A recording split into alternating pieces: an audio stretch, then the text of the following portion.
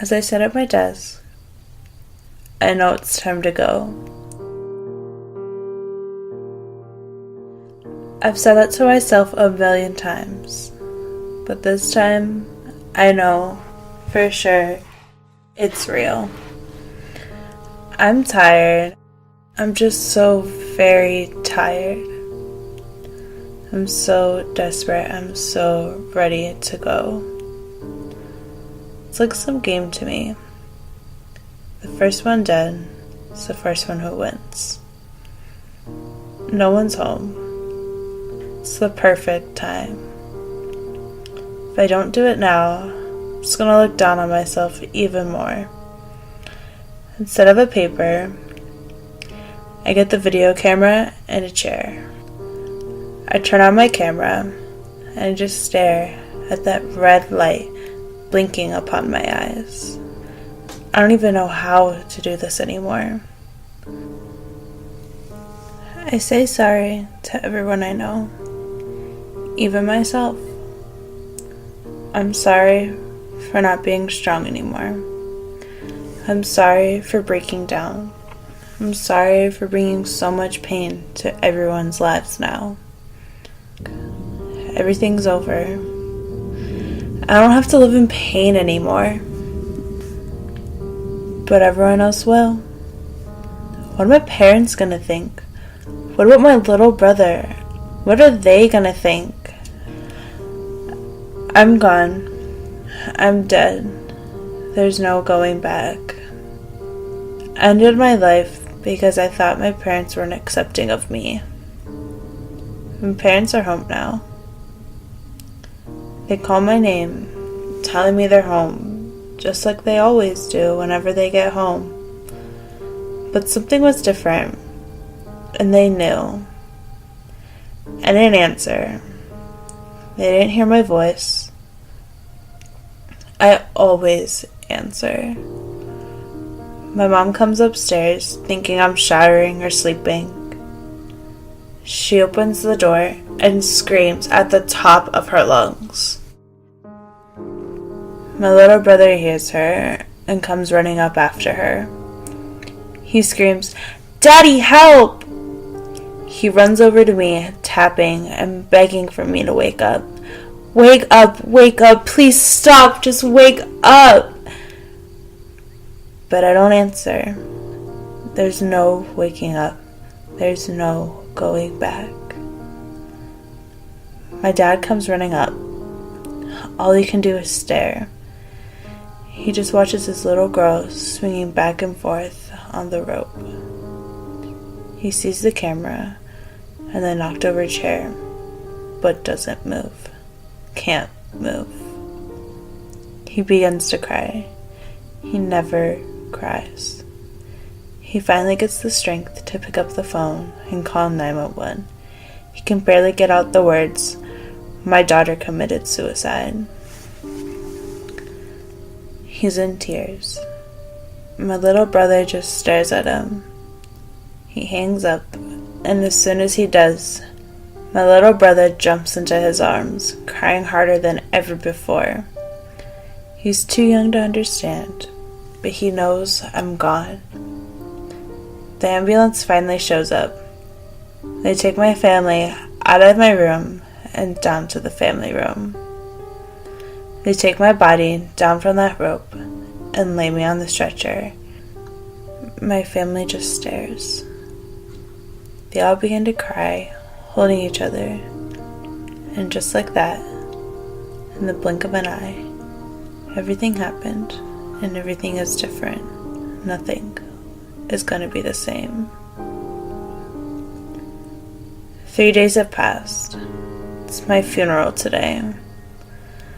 My best friend is still in too much pain to come. That night, the town that I lived in held a vigil at my school for me. Everyone came. I thought no one cared. I thought no one liked me. The gay girl. 2 weeks later, my mom still stares out the window, waiting for me to get home more than half the day. Sometimes even the whole day. My siblings still haven't gone back to school. My dad lost his job. They're already waiting to fire him. That's why my parents were acting so different. My dad couldn't hold it together for more than 2 seconds, so his manager pulled him into his office and terminated him. A couple weeks have passed. My parents have enough strength to go in my room. My door hasn't been open for more than a month. The video camera is still sitting on my desk. They don't dare to watch what's on that tape. My parents are crying again. They make my bed just like they did every morning after I went to school. But this time, my desk was empty of the sticky notes I would leave, saying, "Have a good day, Mom. Remember to smile." Or, "I love you, Dad. Have a great day at work.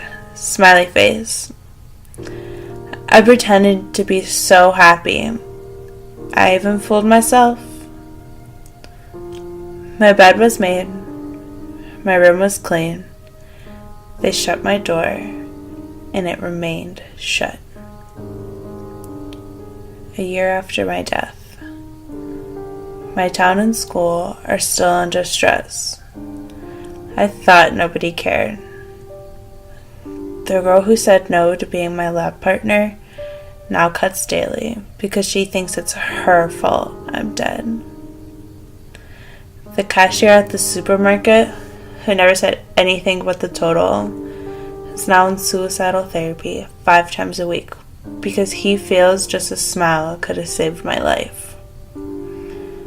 My English teacher, who is harder on me than anybody else, quit her job because she feels she isn't suited to teach anymore.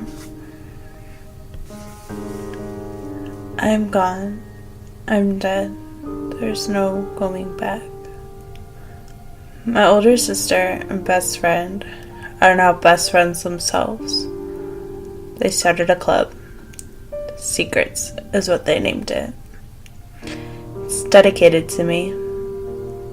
The club was formed for kids to speak their hearts out without anyone judging them. They can say anything they wanted to and anything they needed to. If they were suicidal like me, they always had someone to talk to. That was what was wrong with me. I never talked to anyone. I just bottled it up. I just acted like everything was okay, and I acted as if I had the perfect life. The littlest thing could have set me off. And as soon as I got to my room that night, the thoughts would come back. I'm gone. I'm dead. There's no going back. My room will never be occupied. My mom still cries every night. My dad isn't as strong as he used to be.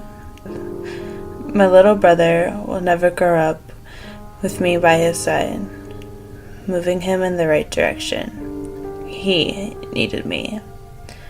My parents don't know what to do anymore. They needed me. My older sister is still torn up.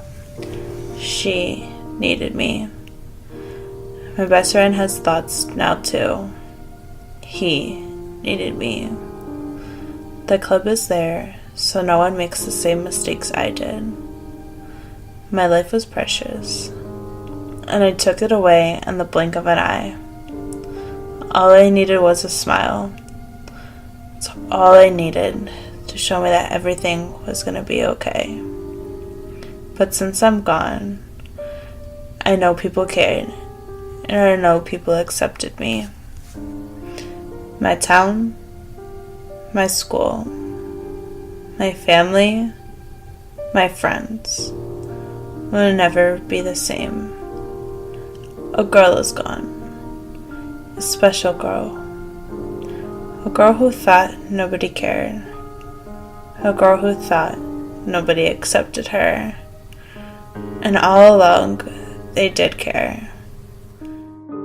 They always will care. They always loved me. and they always will love me.